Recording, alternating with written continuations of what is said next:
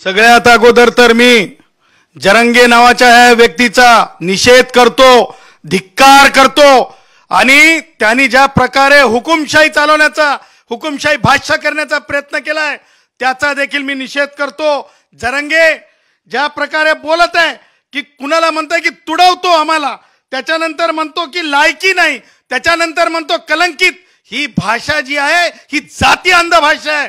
अशा भाषेचा हिंदुस्थानामध्ये कधी सुद्धा स्वीकार केला जाणार नाही। मला सांगायचंय चप्पल मारल्याच्या नंतर आरक्षण मिळत नसते, वैचारिक लढाई नाहीये।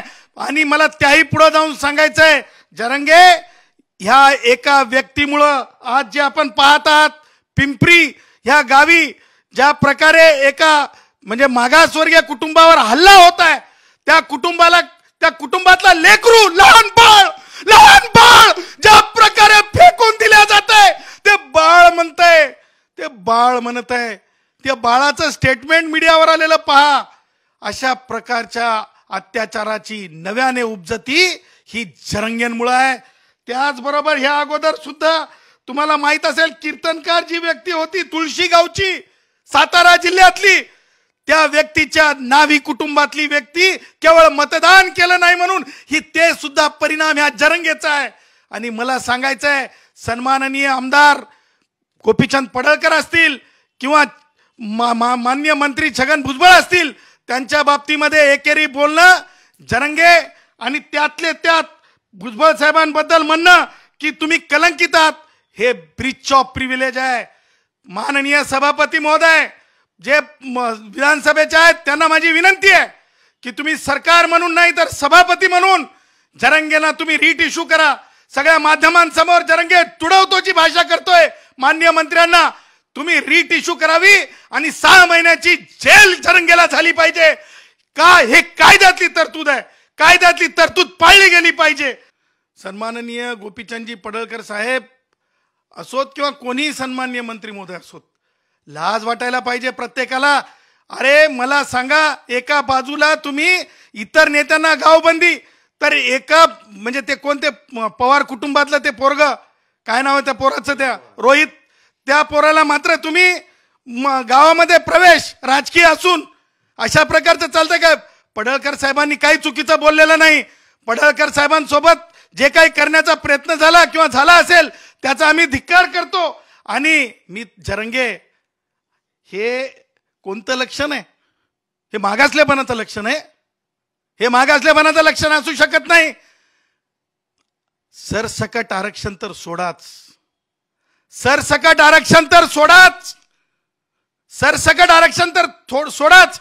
माझे मराठा भाऊ मागास नसल्यामुळे एक तिळाच्या तिनक्या इतकं सुद्धा आरक्षण मागास आयोगांमार्फत मागास न ठरवल्यामुळे डंक्याची चोट पे मिळू शकत नाही। मी आणि मराठा असा कोणताही वाद होणार नाही। जरंगेंसारखे काही एलिमेंट ज्यांचे मित्र परिवार आपण पाहिला असेल की जो अटक झालेला जो माणूस आहे जालन्यातला, त्याच्याकडे काडतूस आणि बंदूक सापडली, अशा लोकांकडून काय अपेक्षा केली जाऊ शकते? त्याच्यामुळं मराठा भावांना आता हळूहळू कळायला लागले। आपण जे पाहिलं विदर्भामध्ये की विदर्भामध्ये पाठ फिरवल्या गेली जरंगेकडून, जरंगेसाठी मराठा भावांनी, आणि आता हळूहळू तुम्हाला माहिती आहे पश्चिम महाराष्ट्रात आणि कोकणामध्ये सुद्धा जरंगेची काही चलती बोलती नाही। कारण सुरुवातीच्या काळामध्ये महाराष्ट्र असं आहे की प्रयोग करून पाहते महाराष्ट्र कायम, आणि त्यामुळं आता हळूहळू जसं जसं मराठा भावांना कळत आहे, जसं की तुम्हाला सांगतो मी, मला काल परभणीतून फोन आला, ओबीसीचं प्रमाणपत्र हातात घेऊन फोन आला, कुटुंबामध्ये विचार झाल्यानंतर प्रमाणपत्र मिळाल्याच्या नंतर कुणबी म्हणून, की आता हे फायदादायी आहे का? घरातलीच मुलं सांगत असतील की हे मिळालं तर EWSचं 10% बरं की 400 जातीमध्ये 19% बरं। त्याच्यामुळं स्वतः मला फोन केला, मी त्यांना सांगितलं की हे प्रमाणपत्र जसं आलं तसं वापसही करून टाका। ज्या प्रकारे जरंगेच्या चुकीच्या निर्णयामुळं प्रमाणपत्र लड्डूसारखे वाटण्यात येत आहेत, बरोबर तुम्हाला सांगतो, सरकारकडे जर एखादा वडर, कैकाडी किंवा तेली, तांबोळी, सुतार, लोहार, वासुदेव कोणी जरी गेलं मागायला तर हेलपाटे घालावं लागतात, हे खरं आहे।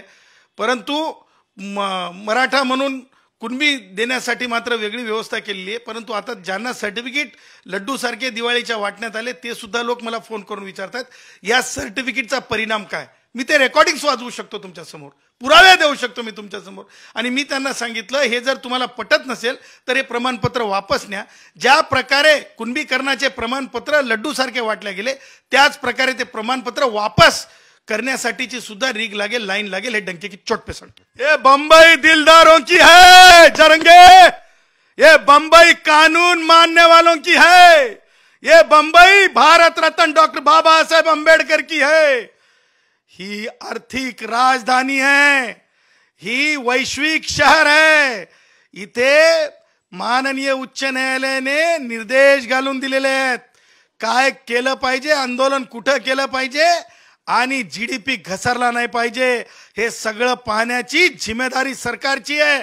मी सरकारला विनंती करतो, आम्ही तर याचिका दाखल केलेली आहे, ह्यांच्या मित्राकडे बंदूक भेटते, काडतूस मिळते, आणखीन यांना नोटीस का दिली जात नाही, चौकशी का होत नाही.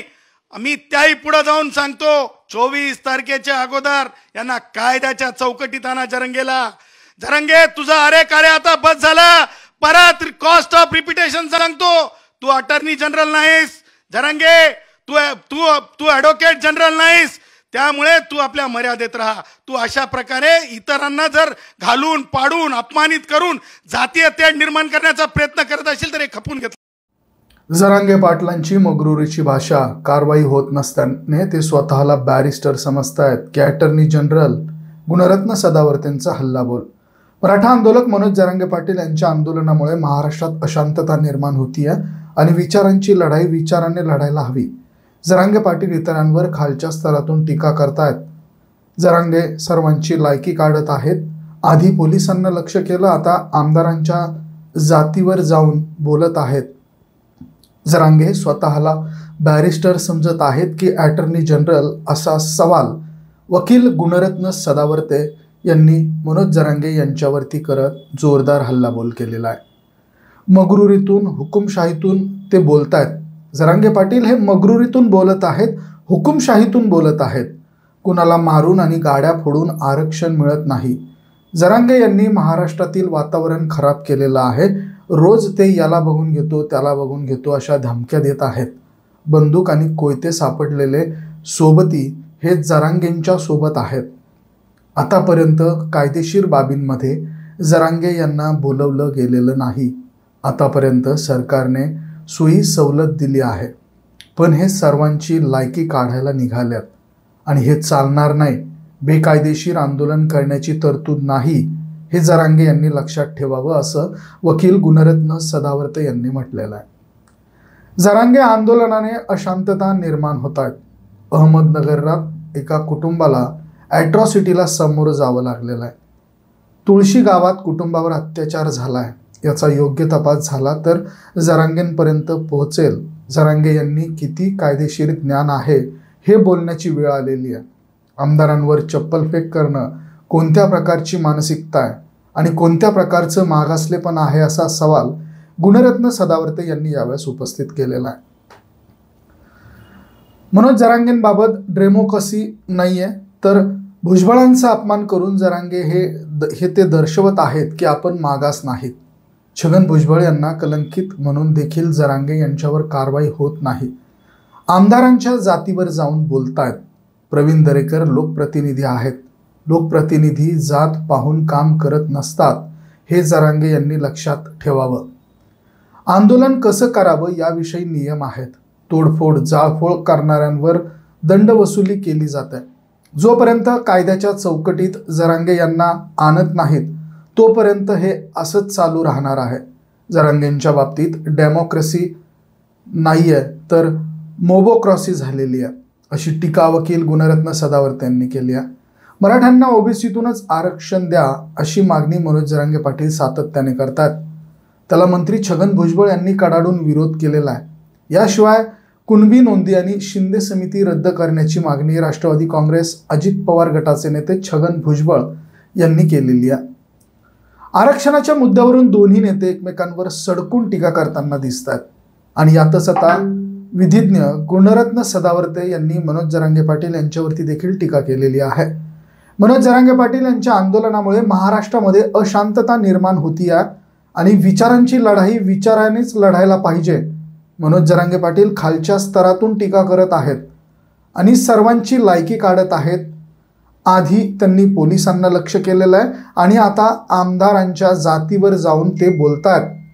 मनोज जरांगे स्वतःला बॅरिस्टर समजतायत की अटर्नी जनरल समजतायत अशी विचारणा गुणरत्न सदावर्ते यांनी केलेली आहे. आतापर्यंत कायदेशीर बाबींमध्ये मनोज जरांगे पाटील यांना बोलवलं गेलेलं नाहीये आणि आतापर्यंत कायदेशीर बाबी या मनोज जरांगे पाटलांच्या सोबत केल्या गेलेल्या नाही आहेत. मनोज जरांगे पाटील हे मगरुरीतून बोलत आहेत आणि हुकुमशाहीतून बोलत आहेत. कुणाला मारून आणि गाड्या फोडून आरक्षण मिळत नसतं. महाराष्ट्रातील वातावरण खराब केलं जात आहे. मनोज जरांगे यांना कायद्याचं किती ज्ञान आहे हे पाहण्याची वेळ आता आलेली आहे. आतापर्यंत सरकारने त्यांना सोयी सवलती दिलेल्या आहेत, पण हे सर्वांची लायकी काढत निघाल्यात आणि हे चालणार नाही. बेकायदेशीर आंदोलन करण्याची तरतूद घटनेत नाही आहे आणि हे मनोज जरांगे पाटील यांनी लक्षात ठेवावं अशी टीका गुणरत्न सदावर्ते यांनी केलेली आहे. या दरम्यान आंदोलन कसं करावं याविषयी काही नियम आहेत. तोडफोड, जाळपोळ अशा घटना करणाऱ्यांच्याकडून दंड वसुली केली जाते. जोपर्यंत कायद्याच्या चौकटीत मनोज जरांगे यांना आणता येत नाही तोपर्यंत हे असंच चालू राहणार आहे. मनोज जरांगेंच्या बाबतीत डेमोक्रेसी नाही तर मोबोक्रॉसी झालेली आहे या शब्दात गुणरत्न सदावर्ते यांनी निशाणा साधलेला आहे. जरांगे पाटील हे मगरुरीतून बोलतायत, हुकुमशाहीतून बोलतायत. कुणाला मारून आणि गाड्या फोडून आरक्षण मिळत नाही. जरांगे यांनी महाराष्ट्रातील वातावरण खराब केलेलं आहे. रोज ते याला बघून घेतो, त्याला बघून घेतो अशा धमक्या देत आहेत. बंदुकी आणि कोयते सापडलेले सोबती जरांगेंचे आहेत. आतापर्यंत कायदेशीर बाबींमध्ये जरांगे यांना बोलवले गेलेलं नाही आहे. आतापर्यंत सरकारने सोयी सवलती दिलेली आहेत, पण सर्वांची लायकी काढत निघालेले हे जरांगे आहेत आणि असं चालणार नाही. बेकायदेशीर आंदोलन करण्याची तरतूद घटनेत नाही आहे हे जरांगे यांनी लक्षात ठेवावं असं वकील गुणरत्न सदावर्ते यांनी म्हटलेलं आहे. ते पुढे असंही म्हणालेले आहेत की मनोज जरांगे यांच्या आंदोलनाने अशांतता निर्माण होतीये. अहमदनगरमध्ये एका कुटुंबाला त्याचमुळे ॲट्रॉसिटीला सामोरं जावं लागलेलं आहे. तुळशी गावात कुटुंबावर अत्याचार झाला आहे. याचा योग्य तपास झाला तर जरांगेंपर्यंत पोहोचेल. जरांगे यांना किती कायदेशीर ज्ञान आहे हे बोलण्याची वेळ आलेली आहे. आमदारांवर चप्पल फेक करणं कोणत्या प्रकारची मानसिकता आहे आणि कोणत्या प्रकारचे मागासलेपण आहे असं देखील गुणरत्न सदावर्ते यांनी सवाल केलेला आहे. जरांगेंबाबत डेमोक्रेसी राहिलेली नाही आहे. भुजबळांचा अपमान करून जरांगे हे ते दाखवत आहेत. आपण मागास नाही आहोत असं ते वारंवार आता दाखवत आहेत. छगन भुजबळ यांना कलंकित म्हणून देखील जरांगे यांच्यावर कारवाई होत नाहीये. आमदारांच्या जातीवर जाऊन बोलतायत. प्रवीण दरेकर लोकप्रतिनिधी आहेत आणि लोकप्रतिनिधी कधी जात पाहून काम करत नसतात हे जरांगे यांनी लक्षात ठेवावं. आंदोलन कसं करावं याविषयी काही नियम आहेत. तोडफोड आणि जाळपोळ करणाऱ्यांकडून दंड वसुली केली जायची आणि जाती आहे. जोपर्यंत कायद्याच्या चौकटीत जरांगे यांना आणत नाहीत तोपर्यंत हे असंच चालू राहणार. जरांगेंच्या बाबतीत डेमोक्रेसी नाही तर मोबोक्रॉसी झालेली आहे अशी टीका वारंवार गुणरत्न सदावर्ते यांनी केलेली आहे.